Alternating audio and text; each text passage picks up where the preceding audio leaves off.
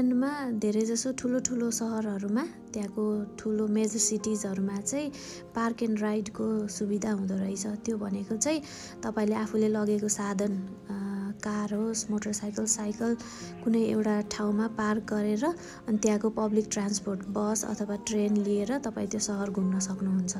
किनभने कतिपयचोटि नयाँ सहरमा आफै ड्राइभिङ गर्दाखेरि चाहिँ हराइन्छ अनि पार्क गर्ने पनि कहाँ हो भनेर थाहा हुँदैन अनि पार्किङको पनि चार्जेसहरू एकदमै हाई हुन्छ है। अनि त्यो कारणले गर्दा जानकारीको लागि कि पार्क एन्ड राइडको सुविधा हुन्छ जहाँ चाहिँ तपाईँले आफ्नो साधन रोकेर अनि पब्लिक ट्रान्सपोर्ट लिएर सहरहरू घुम्न सक्नुहुन्छ इङ्ल्यान्डमा। यो चाहिँ क्याम्ब्रिज सिटी सेन्टर अनि यहाँ चाहिँ विभिन्न ठाउँबाट घुम्न आउनुभएको टुरिस्टहरू, पर्यटकहरू अनि इन्टरनेसनल स्टुडेन्ट्सहरू र लोकल्सहरू सपिङ गर्न आउनुभएको उहाँहरूले गर्दा त्यहाँनिर भिडभाड जस्तै हुँदो रहेछ बेला बेलामा है ठाउँमा चाहिँ। अनि यहाँ देख्न सक्नुहुन्छ सप्सहरू छ है, अनि गिफ्ट एन्ड सोभिनियर सप अनि क्याम्ब्रिज अफिसियल अप्यारल भनेर यहाँनिर चाहिँ क्याम्ब्रिज लेखेको सर्ट, टी सर्ट्सहरू होइन, अनि टोपीहरू, मफलरहरू त्यस्तोहरू पनि सोभिनियरको लागि बेच्नु हुँदो रहेछ। अनि त्यसपछि चाहिँ हामी क्याम्ब्रिज युनिभर्सिटीतिर गयौँ है। यो चाहिँ क्याम्ब्रिज युनिभर्सिटी मेन बिल्डिङ। अनि त्यहाँ चाहिँ यो बिल्डिङ चाहिँ एकदमै हिस्टोरिक बिल्डिङ है, धेरै वर्ष पुरानो। अनि जोहरूले बनाउनु भयो त्यो बनाएको स्टोरिज पनि एकदमै इन्ट्रेस्टिङ थियो। कति कुराहरू त मैले बिर्सी पनि सकेँ, तर चर्च हिस्ट्रीसँग पनि रिलेटेड छ है, रिफर्मेसनसँग रिलेटेड छ। अनि त्यो बनाउनु हुने किङ अथवा क्विनहरू होइन, अनि उहाँहरूको फेथको कुराहरू अनि त्यो सबै कुराहरू छ त्यहाँनिर।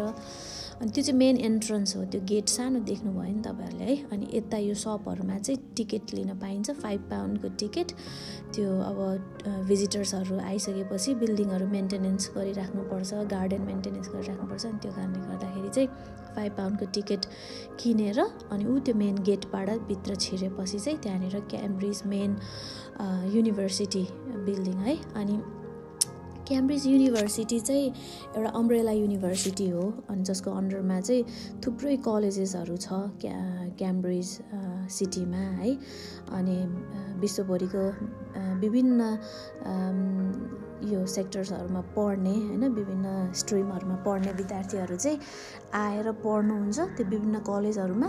र उहाँहरूले पाउँदाखेरि चाहिँ युनिभर्सिटी क्याम्ब्रिज युनिभर्सिटीकै सर्टिफिकेट नै पाउनुहुन्छ।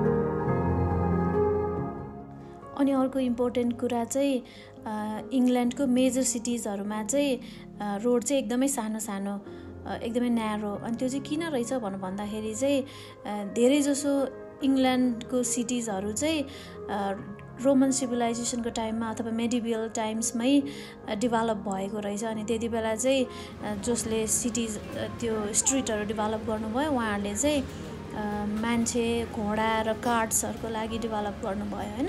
अनि अहिलेको जस्तो ठुलो भेहिकलहरूको लागि चाहिँ होइन, तर अहिले चाहिँ ठुलो बसहरू चाहिँ कुद्ने, तर बाटो चाहिँ साँघुरो है। अनि ठुलो बसहरूलाई कस्तो गाह्रो परेको छ होला जस्तो त्यो चलाएको देख्दाखेरि पनि।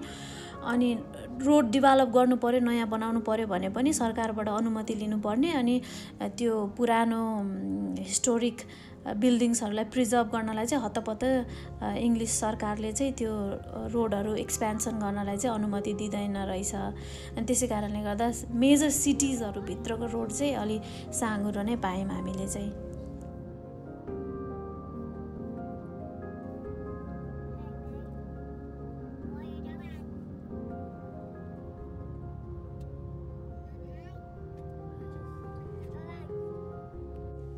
त्यसको केही दिन पछि चाहिँ हामी लन्डनको साइन्स म्युजियम हेर्न गएका थियौँ। अनि यो चाहिँ भिलेज हो है, त्यहाँको स्ट्यानस्टेड एबर्ट भन्ने। Hi Isabel. Hello. Where are you going? To London. To see what? To see the museum. Which museum? Non-museums. Non-museum? No. No. Wow, look at the flowers. Can you take a picture?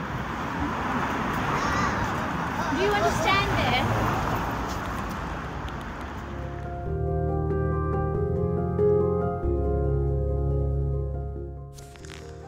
Science museum चाहिँ एकदमै interesting लाग्यो है। त्यहाँ चाहिँ space क्राफ्ट्सहरू, रकेटहरू कसरी invention भयो होइन, कसले गर्यो, अनि स्टेम इन्जिन्सहरू हुन्छ नि, यो ट्रेनको डेभलपमेन्ट कसरी भयो। अनि सुरुको चाहिँ कति ठुलो ठुलो है, अनि स्टिम इन्जिन, तर पछि चाहिँ सानो सानो हुँदै गएछ। अनि त्यसपछि त्यो सबै डेभलपमेन्टहरू, इन्भेन्सनहरू चाहिँ एकदमै रमाइलो थियो। अनि कारहरू, अहिले हामी मोडर्न कार्सहरू हामी देख्न सक्छौँ, तर त्यो चाहिँ कसरी डेभलप हुँदै गयो, कसले गर्यो भन्ने कुराहरू थियो। अनि साइकल है, मेन चाहिँ सुरुमा त्यो टायर होइन, त्यो टायर कसले बनायो, कसरी त्यो आइडियाहरू पायो उसले भन्ने कुराहरू थियो। अनि अब मोडर्न डेजको यो भेहिकल्सहरू होइन, विभिन्न कार, जिप, बसेसहरू अनि ट्रेन्सहरू चाहिँ कसरी इभोल्युसन अथवा डेभलपमेन्ट हुँदै गयो अनि भन्ने कुराहरू थियो। एकदमै इन्ट्रेस्टिङ थियो है।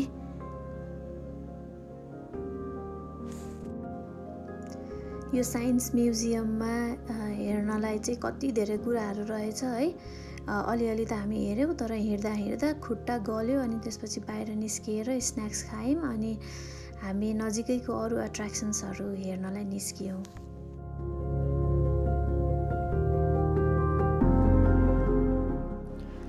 अनि यो चाहिँ केसिङटन गार्डनभित्र रहेको अल्बर्ट मेमोरियल है। अनि क्वीन भिक्टोरियाले आफ्नो श्रीमान जो चाहिँ टाइफोइड फिभरको कारणले गर्दा 42 इयर्समै बित्नुभयो, उहाँको सम्झनामा चाहिँ यो अल्बर्ट मेमोरियल भनेर बनाउनु भएको रहेछ। अनि त्यहाँ ठुलो मूर्ति देख्न सक्नुहुन्छ बिचमा है, प्रिन्स अल्बर्टको। अनि उहाँ चाहिँ प्रिन्स अल्बर्ट चाहिँ आर्ट साइन्समा चाहिँ एकदमै इन्ट्रेस्ट राख्ने व्यक्तित्व हुनुहुँदो रहेछ। अनि ठ्याक्कै यो अल्बर्ट मेमोरियलको अपोजिटमा यो हो, यो ठुलो अल्बर्ट हल भन्छ यसलाई चाहिँ। अनि यहाँ चाहिँ ठुलो ठुलो प्रोग्राम्सहरू हुँदो रहेछ। अनि हामी पनि त्यहाँभित्र एकचोटि गएका थियौँ। यो भित्रबाट यस्तो देखिन्छ, च्यारियट्स अफ फायर नामक एउटा प्रम्प्रेज भएको थियो त्यहाँ। अनि हामी त्यति बेला त्यहाँ गएको थियौँ। अनि यो चाहिँ आर्ट ग्यालरी, त्यो नजिकै केसिङटन गार्डनमै त्यो आर्ट ग्यालरी पनि छ।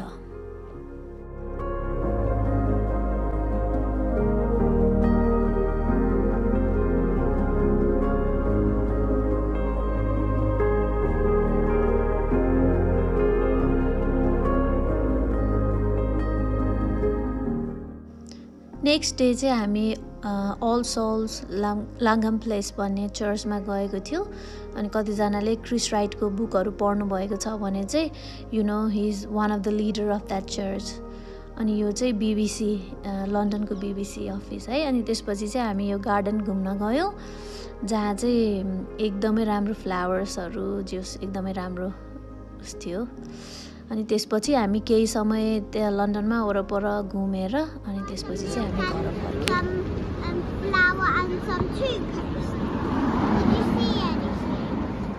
Wait a minute, huh?